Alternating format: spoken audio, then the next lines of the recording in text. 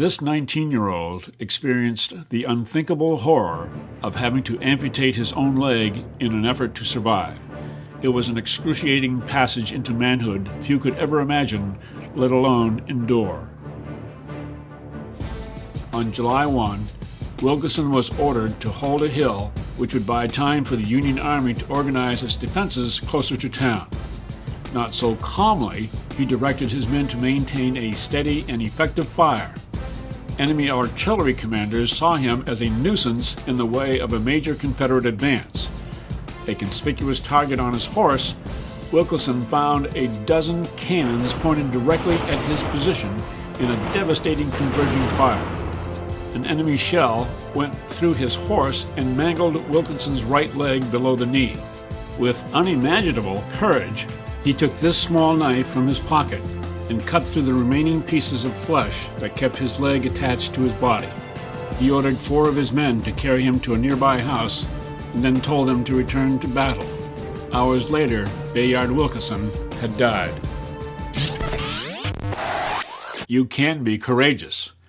If courage is the strength of mind that defeats whatever threatens your purpose, if it is the capacity to endure the worst of circumstances, if it is taking action without regard to failure, then Wilkeson proved that courage is not a virtue exclusive to the older and more experienced, but an inherent human quality that reveals itself in stressful circumstances regardless of age.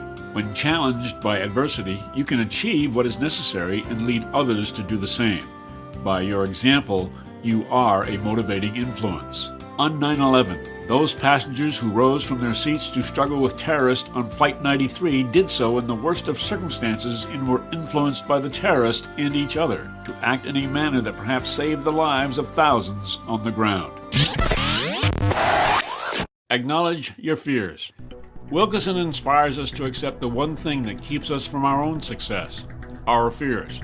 They are what keep us from being an honor student, a star athlete, a respected boss, anyone who others consider remarkable. What we avoid is the fear of pain, embarrassment, rejection, criticism, or failure.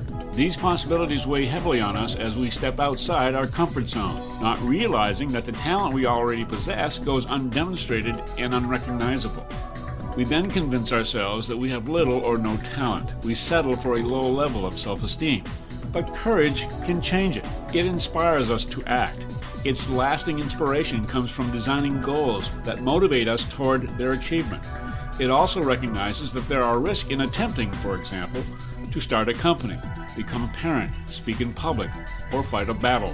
Once you acknowledge your fears, which in itself is an act of courage, the possibilities of success are endless. The courage of teenager Wilkeson came from acknowledging his fear of death, but he acted outside his comfort zone by taking risks and faced his fears head-on. In other words, be a Wilkeson. Rush onto the battlefield of your own fears, and success will be within your grasp.